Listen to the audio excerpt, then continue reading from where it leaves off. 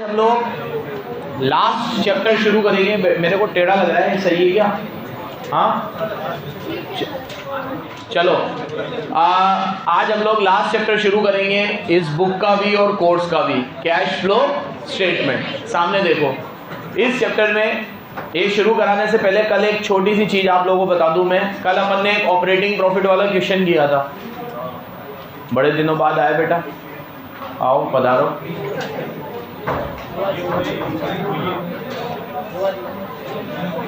Pause कर इसको, सुनो।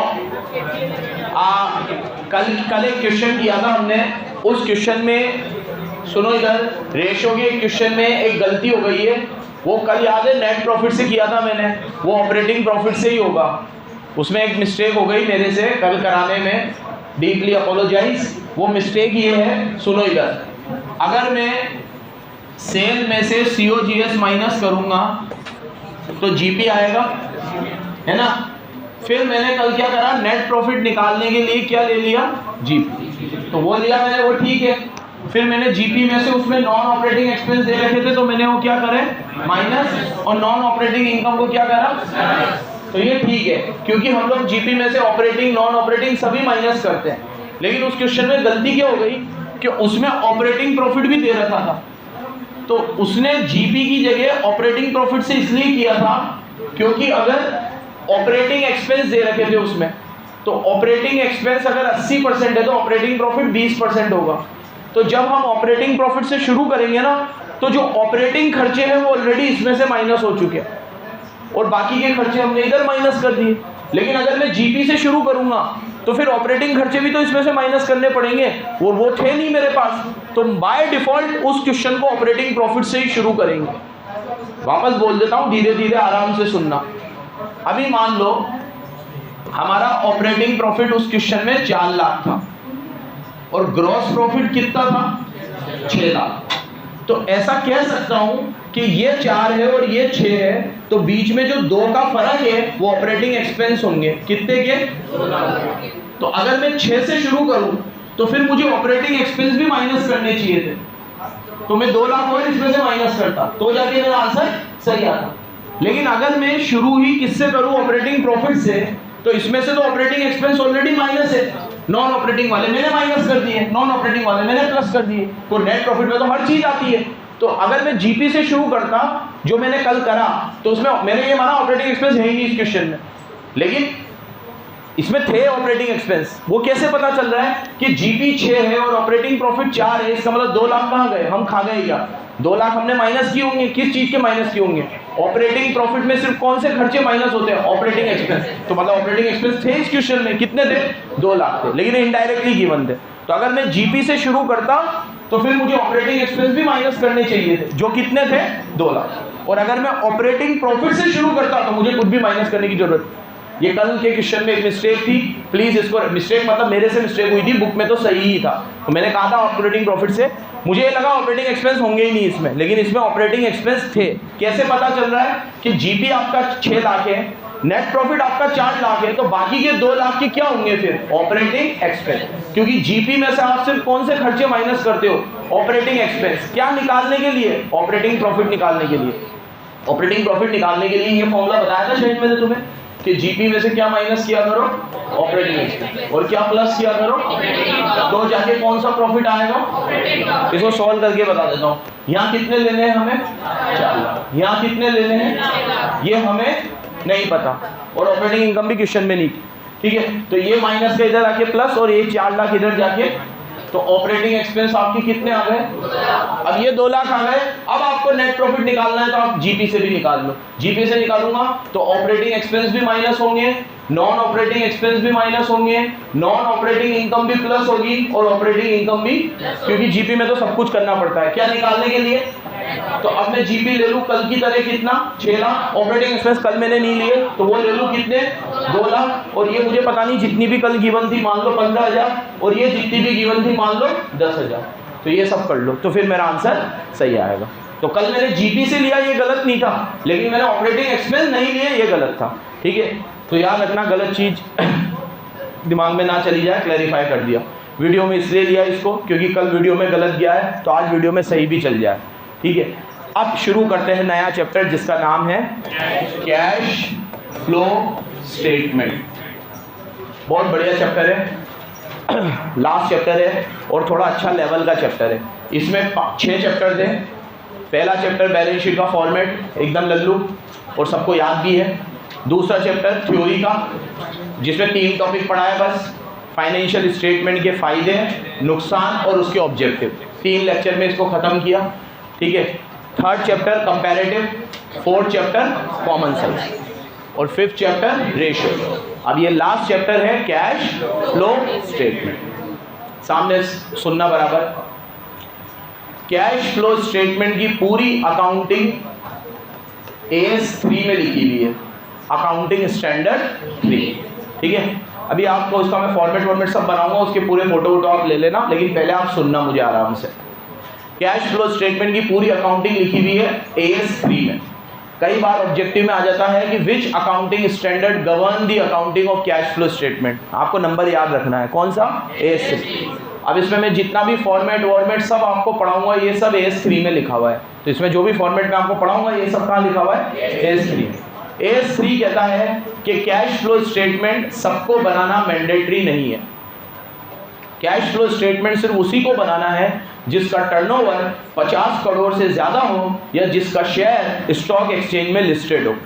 तो आज मेरी एक कंपनी है और मेरा शेयर स्टॉक एक्सचेंज में लिस्टेड नहीं है और मेरा टर्नओवर भी 20 करोड़ ही है, 50 करोड़ से कम है, तो फिर मेरे को कैश फ्लो स्टेटमेंट बनाना मैंडेटरी नहीं है। फिर मुझे सिर्फ अपनी बैलेंस शीट बनानी है जो मैंने तुम्हें याद करवा दी, P&L बनाना है और नोट्स टू अकाउंट। बट अगर मेरा टर्नओवर 50 करोड़ से ज़्यादा हो गया तो फिर उस साल से मुझे कैश फ्लो भी बनाना पड़ेगा। तो फिर मेरे फाइनेंशियल स्टेटमेंट में 4 चीज़ें आएंगी, balance sheet, P&L, notes to account और CFS, कैश फ्लो स्टेटमेंट। याद रखोगे?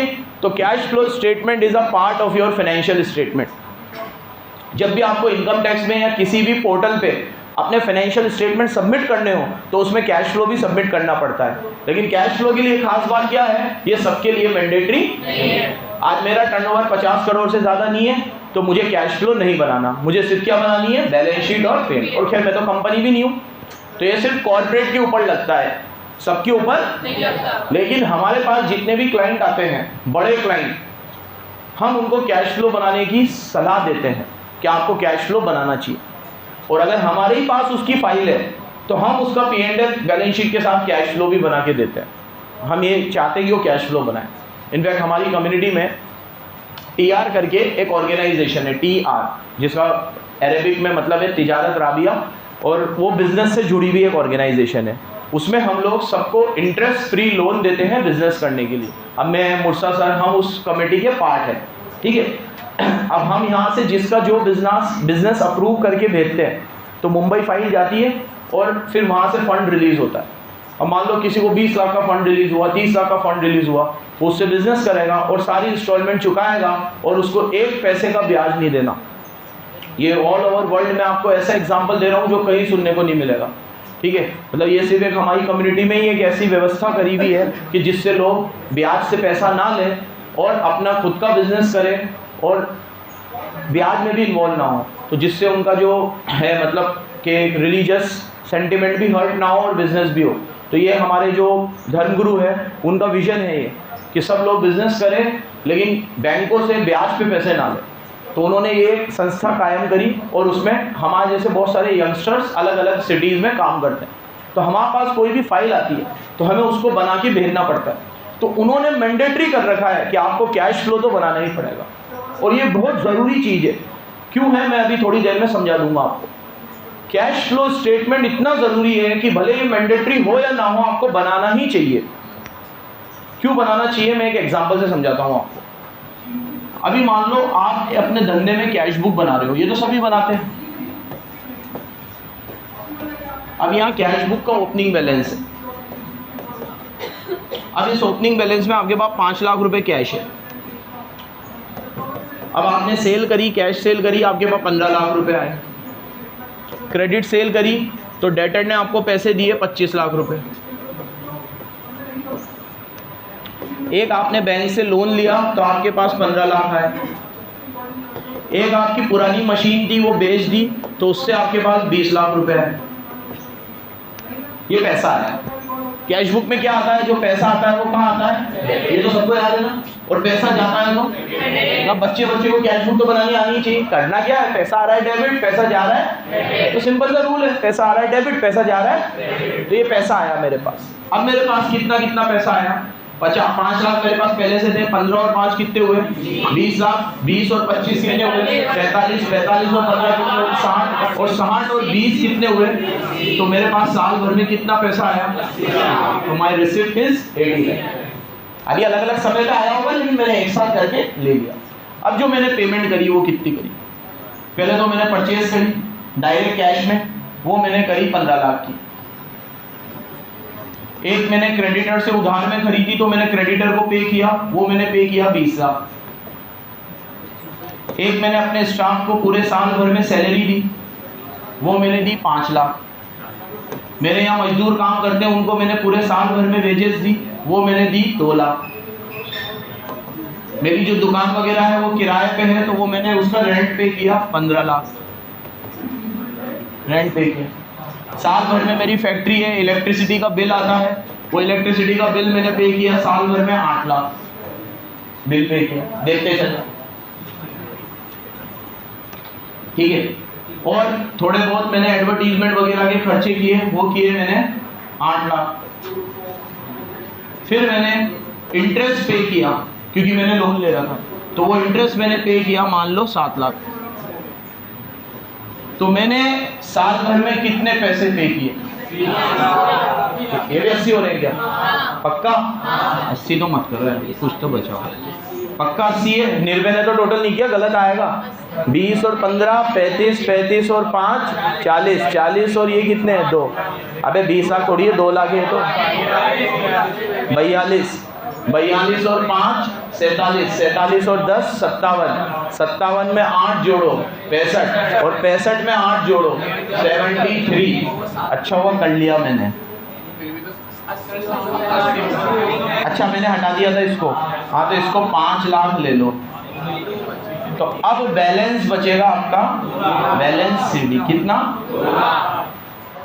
ये कैश बुक है जो हमने 11th क्लास में बनाई थी। किसी ने ना बनाई है तो मैंने अभी बना दी, कोई बहुत बड़ी चीज नहीं है, सबको आती होगी। पैसा आ रहा है डेबिट में और पैसा जा रहा है। अब कैश फ्लो स्टेटमेंट की अहमियत समझा रहा हूं मैं आपको कि क्यों जरूरी है ये चीज, ध्यान से सुनना। कोई बंदा मेरे से पूछे कि इसकी लिक्विडिटी पोजीशन कैसी है, तो मैं बोलूँगा बढ़िया यार, 2 लाख रुपए कैश है इसके पास। लेकिन गौर से देखोगे तो आपको पता चलेगा इनकी हालत बहुत खराब है। क्यों खराब है? इनके पास सेल से पैसा आ रहा है 40 लाख रुपए, जो इनका मेन काम है, मेन काम। और मेन काम में पैसा जा कितना रहा है? परचेज में 15, ये 35, सैलरी में 5 40, इधर 2 और चले गए 42, 15 लाख का रेंट चला गया। 42 और 15 कितने हुए? 57 और 8 लाख की इलेक्ट्रिसिटी 65 और 8 लाख का एडवर्टीजमेंट 73, और इंटरेस्ट चलो धंधे का नहीं होता तो इसको मत लो।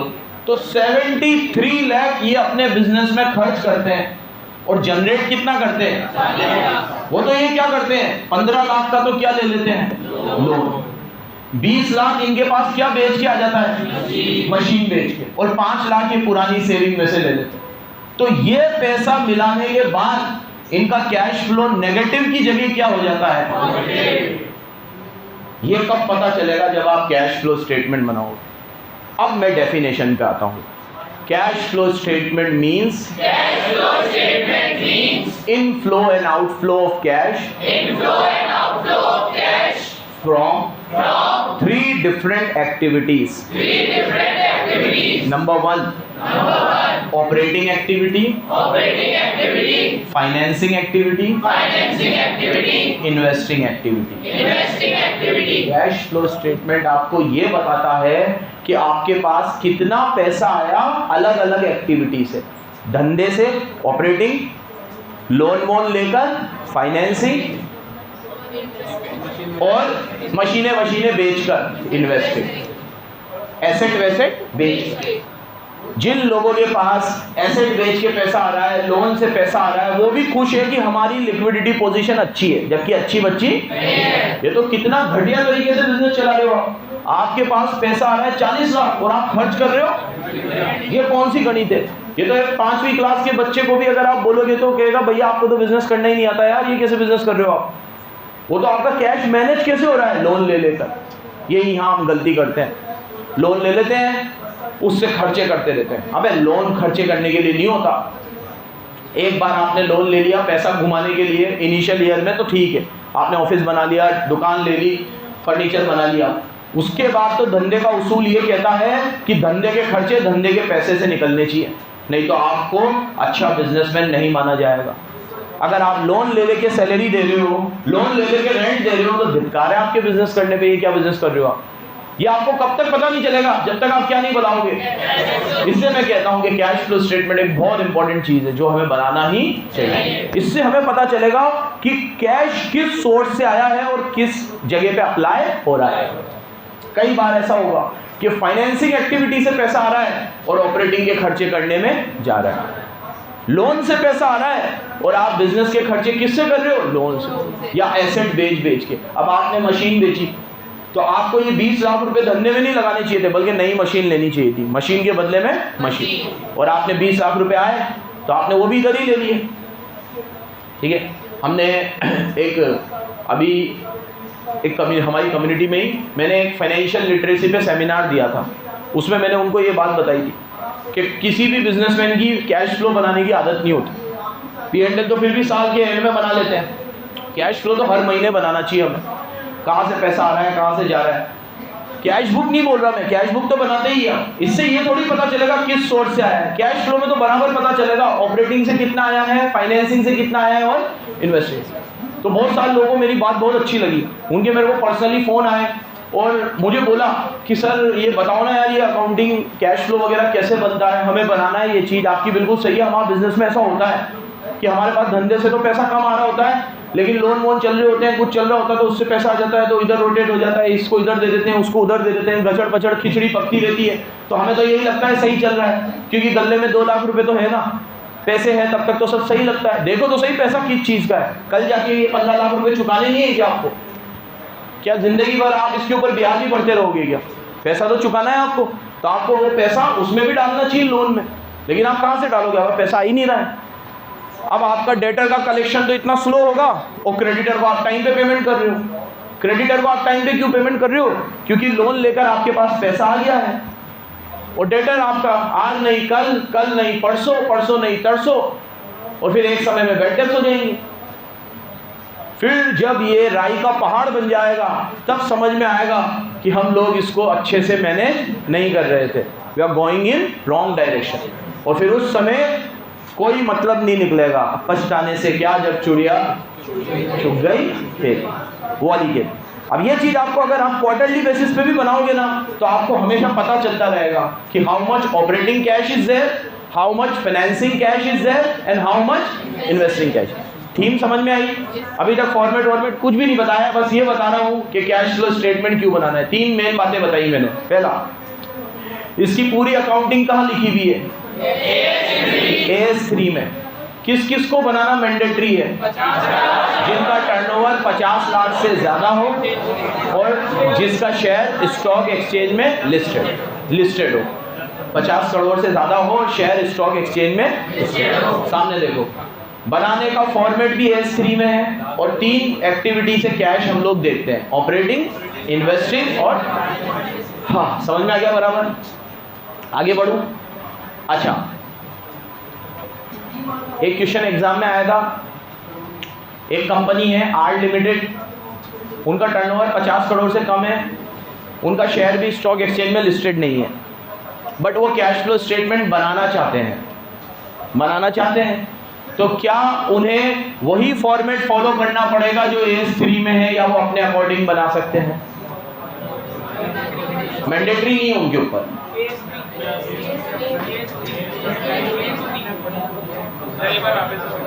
एक बार वापस बोल देता हूँ। एक कंपनी है, एग्जाम में आया हुआ ये क्वेश्चन, एक कंपनी है आर लिमिटेड, उनका टर्नओवर भी 50 करोड़ से कम है और उनका शेयर भी स्टॉक एक्सचेंज में लिस्टेड नहीं है, बट स्टिल वो कैश फ्लो स्टेटमेंट बनाना चाहते हैं।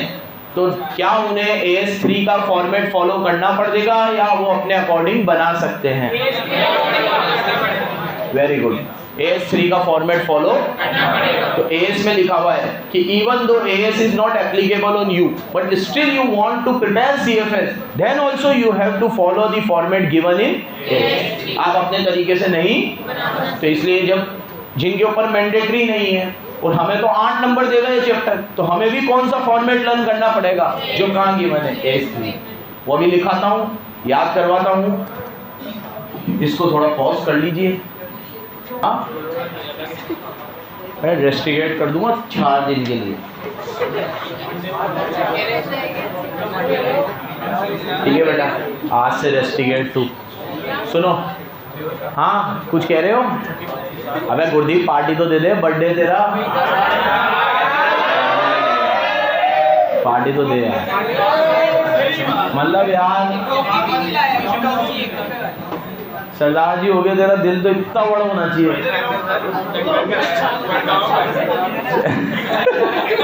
मेरे को तो दे दे, इनको नहीं है तो साले नंगे खुद भी नहीं देते। चलो अभी चलेंगे अपन फिर दोस्त। देखो ये अरे बातें मत करो चुप। ओ चुप। AS3 जो फॉर्मेट बताता है, पहले तो यहाँ लिख दिया है मैंने किसके लिए मैंडेटरी है, जिनका टर्नओवर ज़्यादा हो और जिनके शेयर लिस्टेड हो। AS3 के फॉर्मेट 2 है, एक डायरेक्ट मेथड है, ये आपके कोर्स में नहीं है, ठीक है? और सिर्फ आपके कोर्स में कौन सा है? आगे चल के जब ये चैप्टर वापस पढ़ोगे CA वगैरह में तो दोनों आएंगे, डायरेक्ट भी और मैंने यहाँ फॉर्मेट खोला था ना तो वो डायरेक्ट का ही खोला था, तो ये आपके कोर्स में नहीं। अपन सारे क्वेश्चन किसके करेंगे? 3 एक्टिविटीज होती है इसमें। ऑपरेटिंग, मैंने सिर्फ अभी किसका बनाया है फॉर्मेट? ऑपरेटिंग का। ये ऑपरेटिंग का है। इन्वेस्टिंग और फाइनेंसिंग के तो छोटे छोटे हैं, वो जब आएगा तब बात करेंगे। पहले मैंने अभी आपको बता दिया, ऑपरेटिंग का मतलब है वो प्रॉफिट जो आपने अपने बिजनेस से कमाया, मेन प्रॉफिट आपका। इसमें सेल, परचेज सब कुछ आ गई, रेंट वेंट सब, मेन तो ऑपरेटिंग ही होता है। अभी मैं आपसे पूछूं मेरे सारे खर्चों में सबसे, मैंने उस दिन भी पूछा था आप लोगों से, मेरी मेन इनकम, मेरे मेन खर्चे सब ऑपरेटिंग ही तो है। अब मैंने AC वैसी बेच दिया, पैसे आ गए, ये इन्वेस्टिंग हो गया। मैंने म्यूचुअल फंड में पैसे लगा रखे थे, इन्वेस्टिंग हो गया। म्यूचुअल फंड की इन्वेस्टमेंट मैंने बेच दी, ये भी इन्वेस्टिंग हो गया। तो इन्वेस्टिंग वाले ट्रांजैक्शन बिजनेस में कम होते हैं। बिजनेस में सबसे ज्यादा कौन से ट्रांजैक्शन होते हैं? ऑपरेटिंग। और फाइनेंसिंग वाले भी कम होते हैं। फाइनेंसिंग मतलब लोन लेना, शेयर इशू करना, डिबेंचर इशू करना, फाइनेंसिंग है, पैसा आ रहा है। अभी डिबेंचर का पैसा चुका दिया, पैसा जा रहा है, शेयर का पैसा चुका दिया, पैसा जा रहा है। तो भैया पैसों में लेन देन हो रहा है तो फाइनेंसिंग, एसेट खरीदने बेचने की बात हो रही है, इन्वेस्टिंग। और मेन जो आपका बिजनेस है, जिसकी वजह से आप बिजनेस कर रहे हो, जो आपका मेन रेवेन्यू फ्रॉम ऑपरेशन है और उससे रिलेटेड खर्चे, वो सब किस में आएंगे? ऑपरेटिंग। अब ये ऑपरेटिंग का इतना लंबा चौड़ा फॉर्मेट है। ये फॉर्मेट आपको समझाऊं उससे पहले एक थोड़ी सी स्टोरी समझाता हूँ आपको, ठीक है? ध्यान से सुनना। अभी मान लो कि ये आलिया है, इसका बिजनेस है बहुत बड़ा, पान की दुकान है इसकी, ठीक है? तो ये इसका बहुत बड़ा एम्पायर है। उससे ये साल भर में जो पान की सेल करती है वो होती है 2.5 लाख रुपए की। कितने की सेल करती है? 2.5 लाख। और इसके बिजनेस में कोई भी डेटर्स नहीं है। क्या नहीं है? 20 रुपए का पान कौन उधार में खाएगा? हाथ और दे देते हैं, और जो उधार मांगते हैं उसको ये पान देती नहीं है, तो चूना लगा देती है, ठीक है? तो इससे साल भर की सेल कितनी करती है? 5 से 2.5 लाख। अब जो ये कत्था वत्था पान वान खरीदती है, उससे इसकी परचेज कितनी होती है? 1 लाख रुपए। परचेज कितनी होती है? 1 लाख रुपए। अब इसकी जो पान की इतना बड़ा एम्पायर है वो रेंटेड है, तो उसका ये साल भर में रेंट कितना देती है? 50, ठीक है? और ये पान बनाने के लिए इसने ये सिमरिता को भी रखा हुआ है, जो इसको चूना वूना लगा के पूरे गुरखन पैक करना, सुपारी वुपारी डालना, उसके लिए सिमरिता है। सिमरिता को ये 2000 रुपये सैलरी देती है, तो उसकी साल भर की सैलरी हो जाती है कितनी? 24,000 रुपये, ठीक है? तो ये इसके खर्चे हो गए। बाकी ये साल भर में जो भी टी रिफ्रेशमेंट वगैरह इसका थोड़ा आता है, तो 16,000 रुपये साल भर में उसके भी खर्च हो जाते हैं। इसके दुकान के खर्चे दूसरे, मिसलेनियस एक्सपेंस, वो सब कितने हो जाते हैं? 16,000। अब अगर मैं आप लोगों से पूछूं कि इसके बिजनेस में नेट प्रॉफिट कितना होता है, ये हटा दोगे, ये हटा दोगे, ये हटा दोगे और ये हटा दोगे, तो 24 और 16 40 और 50 90, टोटल 190। तो ये कितने कमाती है? 12 महीने की, तो हर महीने के 5,000। ठीक है।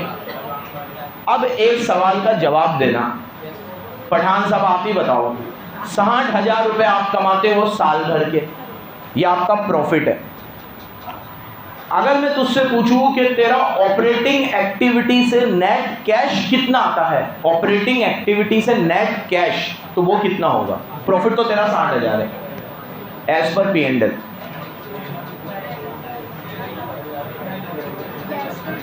कैश 2.5 लाख आता है, मैंने नेट कैश बोला, नेट मतलब सारे खर्चे वर्चे हटाने के, सब बताने के, यही आएगा।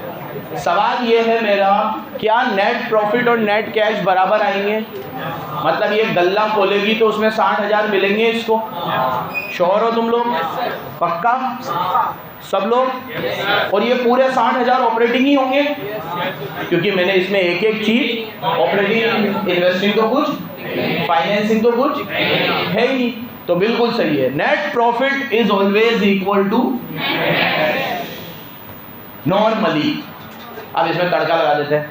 मान लो इसने पान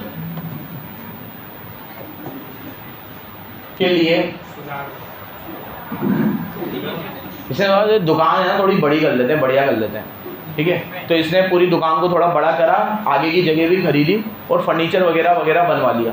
तो इसका क्या, थोड़ा फर्नीचर वगैरह का 30-40 हज़ार रुपये का खर्चा हो गया, 40 हज़ार रुपये का खर्चा हो गया। लेकिन वो 40 हज़ार रुपये का खर्चा आप दिखा नहीं सकते, तो उसके ऊपर इसने डेप्रिसिएशन दिखा दिया। अब वो 40 हज़ार के ऊपर 10% डेप लगा, तो कितना हो गया? अब इसका नेट प्रॉफिट कितना आएगा? कितना आएगा? 56। अब ये गल्ला खोलेगी तो क्या उसमें 56 दिखेगा? उसमें कितना दिखेगा? क्योंकि depreciation is a non cash item. तो ये गल्ला खोलेगी तो नेट कैश कितना आएगा? 60,000, क्योंकि ये तो इसने पे कर दिए, ये पे कर दिए, ये पे कर दिए, ये पे कर दिए, ठीक है। ये किसी को पे, क्योंकि डेप्रिसिएशन इज अ, तो ये गल्ला खोलेगी तो उसमें 60 दिखेंगे, P&L खोलेगी तो उसमें 56 दिखेगा। P&L में कितना दिखेगा? कितना दिखेगा? कितना दिखेगा? लेकिन गल्ला खोलेगी तो कैश कितना दिखेगा? मैं बहुत डीप जगह समझाता हूँ, ये चैप्टर मेरा फेवरेट चैप्टर है, ठीक है। तो अच्छे से समझना एक एक चीज़ को, तो सिर्फ फॉर्मेट नहीं पढ़ाना है तुम लोगों को। Net cash normally net profit के बराबर आना चाहिए, net cash normally net profit के बराबर आना चाहिए, लेकिन हमेशा ऐसा, क्योंकि आपके धंधे में कुछ नॉन कैश आइटम भी होते हैं। क्या होते हैं? तो नॉन कैश आइटम की वजह से आपका प्रॉफिट तो कम हो जाता है, लेकिन आपका कैश कम तो आपको उसे कंसीडर करना पड़ेगा।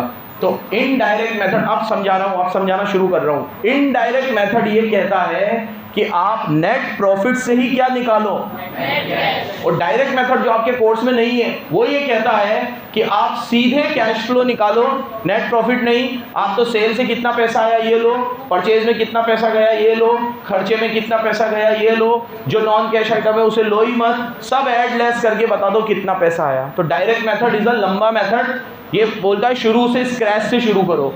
और इनडायरेक्ट, इसका नाम इनडायरेक्ट क्यों पड़ा? क्योंकि इनडायरेक्ट मतलब ये कहता है सीधे नेट प्रॉफिट से ही शुरू करो ना यार। अब नेट प्रॉफिट से नेट कैश निकालना है, 4,000 आपने माइनस कर रखे, वापस प्लस कर दो यार, तो कितना आ गया? 60। ये सब अलग अलग लेने की जरूरत नहीं है। तो इनडायरेक्ट मेथड का फॉर्मेट जो इधर मैंने लिखा है ये छोटा है, डायरेक्ट मेथड का फॉर्मेट तो इससे भी बड़ा है, क्योंकि वो हर चीज़ को इंडिविजुअल लेता है, ये हर चीज़ को इंडिविजुअल। अब मैं फॉर्मेट पढ़ाना शुरू करता हूँ, तुम्हें थीम समझ में आई?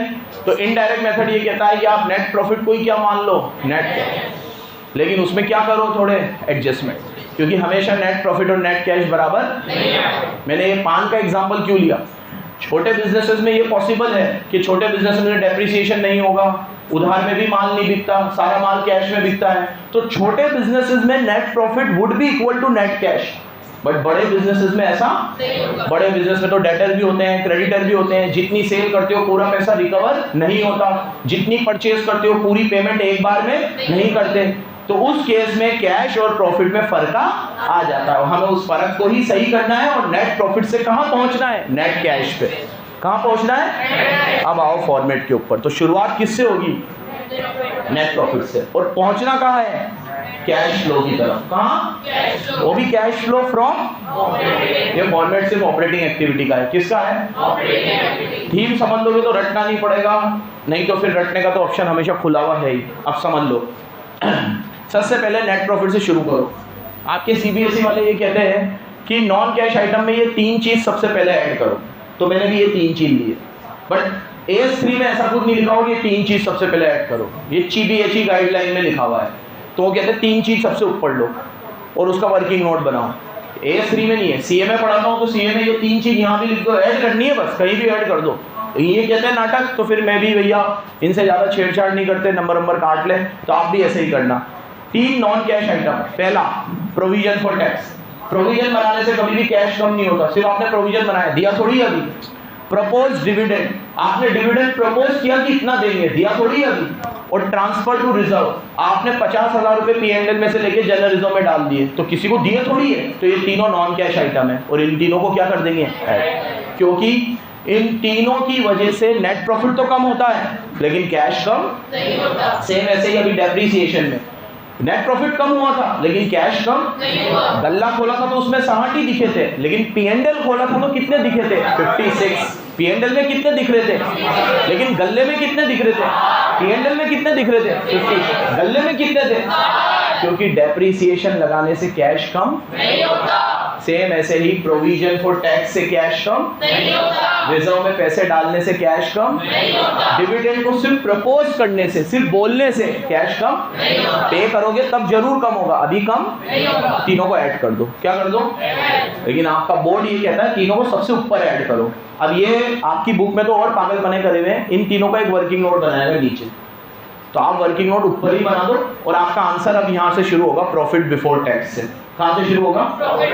तो मसलन अभी आपको नेट प्रॉफिट दे रखा है 50,000 और ये तीनों आइटम दे रखे 20-20 हज़ार, तो 20-20-20 ऐड करो 60, 50 में 60 ऐड करो 1,10,000। तो आपका आंसर शुरू कहाँ से होगा? क्योंकि ये 3 चीज आपको वर्किंग नोट में बनानी है एज पर CBSE गाइडलाइंस। अब बनानी है तो बनानी है। अब आपको वर्किंग नोट ना बनाना हो तो ऊपर बना लो, यहाँ पे नीचे बनाना ना हो।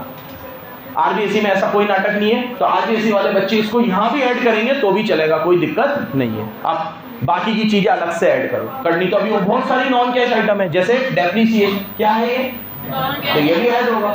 तो इन 3 के साथ ये भी ऐड कर देते, लेकिन नहीं, ये 3 को अलग बाकी को अलग, डेप्रीसिएशन अलग। गुडविल राइट ऑफ करी, तो क्या गुडविल राइट ऑफ करने से कैश कम हुआ? मेरी किताबों में 50,000 गुडविल थी, मैंने गुडविल को राइट ऑफ कर दी, तो किताब में से 50,000 हटा दिए। क्या मैं 50,000 किसी को देने गया? हाँ, कहीं गया मैं? रास्ते में जाकर मेरी गुडविल राइट ऑफ हो गई है, ले 50,000 रुपये, किसी को पे थोड़ी करे, वो तो सिर्फ किताबों से हटाया है, तो it is a non cash item. Same ऐसे ही आपने गुडविल के अलावा कोई और अदर एसेट राइट ऑफ करी, तो उसमें भी कोई कैश कम नहीं हुआ। जैसे आज मेरे पास एक बहुत पुराना लैपटॉप पड़ा हुआ था, अब वर्षा मेरे से बोलती है सर ये लैपटॉप पे अपन डेप्रीसिएशन लगाते हैं, ये लैपटॉप कोई यूज़ तो करता नहीं है और ये बिकेगा भी नहीं, ठीक है, और आपने ये लैपटॉप पिछले साल ही किसी को दे दिया था, तो आपने तो किसी को दे दिया था क्योंकि ये बिकेगा नहीं, लेकिन किताब में अभी भी ये 2,000 रुपये इसकी वैल्यू आ रही है। क्या करूँ सर, ये 2,000 रुपये का P&L में डाल दूँ 2,000 रुपये, राइट ऑफ कर दूँ? तो मैंने वर्षा से बोला कर दे बेटा राइट ऑफ, तो उसने राइट ऑफ कर दिया, तो 2,000 रुपये P&L में से कम हो गए। क्या कैश में से कम हुए? क्या मैंने किसी को 2,000 निकाल के दिए? समझो अकाउंट्स को, समझो बराबर। तो हर वो चीज़ जो P&L में जा रही है वो P&L के प्रॉफिट को कम कर रही है, लेकिन क्या ज़रूरी है वो कैश को भी कम करे? तो हर वो चीज़ जो सिर्फ प्रॉफिट को कम कर रही है, कैश को कम नहीं कर रही है, हम उसे वापस से ऐड कर देंगे, क्योंकि उसने प्रॉफिट को तो कम कर दिया लेकिन कैश को कम नहीं किया। समझा पा रहा हूँ ये चीज में? तो any other asset right of. भाई पीछे सुन रहे हो तुम लोग? हाँ, पहला दिन है आज, ये फॉर्मेट समझ में नहीं आया दिक्कत हो जाएगी। आयुष समझ में आ रहा है? दुष्यंत चौटाला यहाँ पे अभी तक का समझ में आया है? एक बार फिर बोल देता हूँ, नेट प्रॉफिट से नेट कैश बनाना है। नेट प्रॉफिट में हमने सबसे पहले 3 चीज ऐड करनी है, provision for tax, transfer to reserve, propose dividend, ठीक है। अब याद रखना ये तीनों चीज ऐड करना, अगर ये तीनों चीज प्रॉफिट में से लेस हुई है, अब मैंने तीनों चीज़ प्रॉफिट में से लेस ही नहीं करी तो फिर ऐड भी मत करना।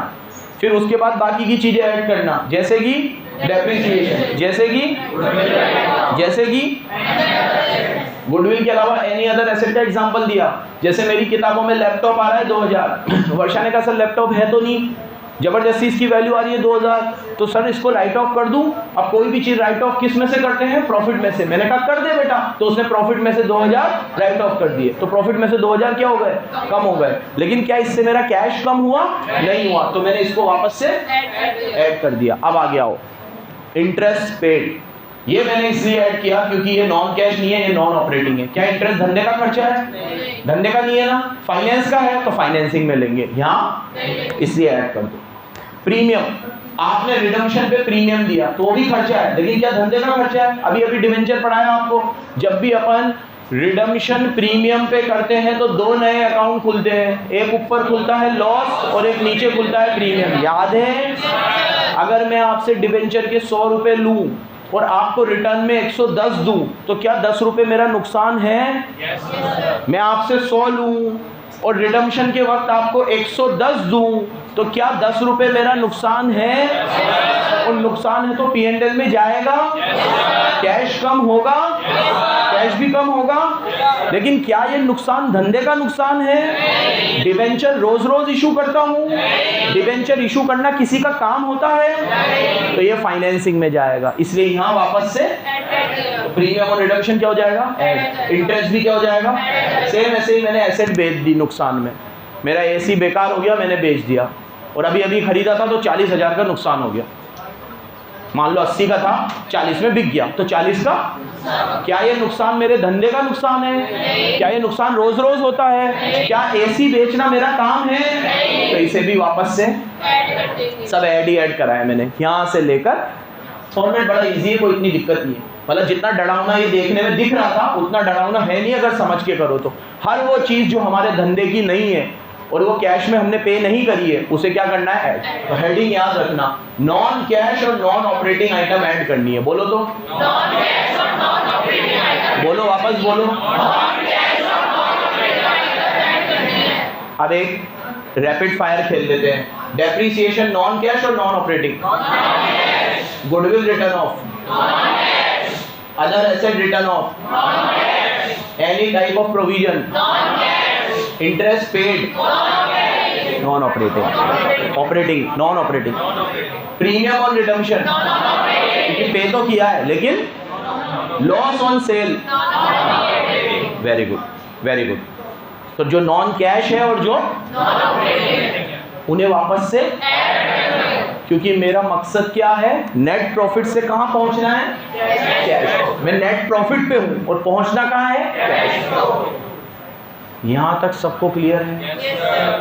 लास्ट दो चीज और, 5 मिनट मुझे कंसंट्रेशन से सुन लेना। शायद आज मैंने लंबी ले ली है क्लास, लेकिन ये फॉर्मेट एक सिटिंग में ही मुझे बताना जरूरी था, 2 टुकड़ों में मजा नहीं आता। सुन रहे हो बराबर? 5 मिनट और कंसंट्रेशन से सुन लेना। अब जो मेरी नॉन ऑपरेटिंग इनकम है वो हटा दूंगा मैं, जो मेरी बिजनेस की इनकम नहीं है। 4 ही आती है इसमें, rent receive, dividend receive, interest receive, profit on sale of asset. ये मेरे धंधे की इनकम, इसलिए लेस कर। सेल मेरी धंधे की इनकम है तो सेल मैंने लेस।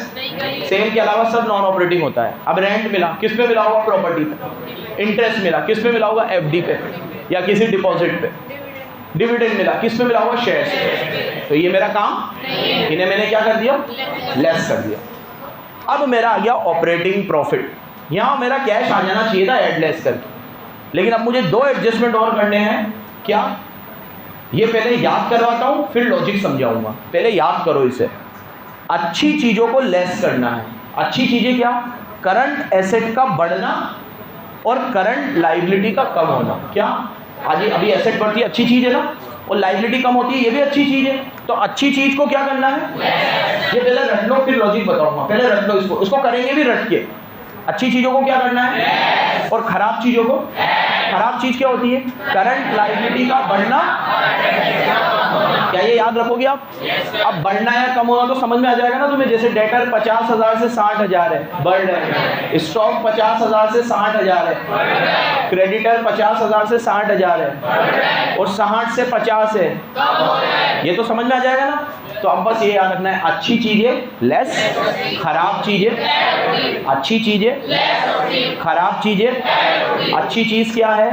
करंट एसेट का बढ़ना और करंट लायबिलिटी, एसेट का बढ़ना और लायबिलिटी का कम होना अच्छी चीज होती है। और लायबिलिटी का बढ़ना और एसेट का कम होना ये तो खराब चीज है। तो एसेट का कम होना और लायबिलिटी का बढ़ना खराब चीज है। खराब चीज क्या करनी है और अच्छी चीज क्या करनी है? रट लोगे इसको? अभी 2 मिनट में लॉजिक बताता हूं बस। ये ऐड लेस करने के बाद ऑपरेटिंग प्रॉफिट आ जाएगा, लास्ट में इनकम टैक्स माइनस करना है। इनका फॉर्मेट ये कहना है इनकम टैक्स सबसे लास्ट में लो, तो सबसे लास्ट में लेंगे and then you will get cash flow from operating activity, your answer. अभी मान लो ये सारा ऐड करके 5 लाख आया, तो यहाँ 5 लाख लिखो। ये ऑपरेटिंग इनकम लेस करी 2 लाख, तो 5 में से 2 जाएंगे 3 लाख। फिर करंट एसेट करंट लायबिलिटी का एडजस्टमेंट करा, ये क्यों करा ये मैंने नहीं बताया अभी। ये क्यों लेस करा ये बता दिया, ये क्यों ऐड करा ये बता दिया, ये नहीं बताया अभी सिर्फ रटवाया है।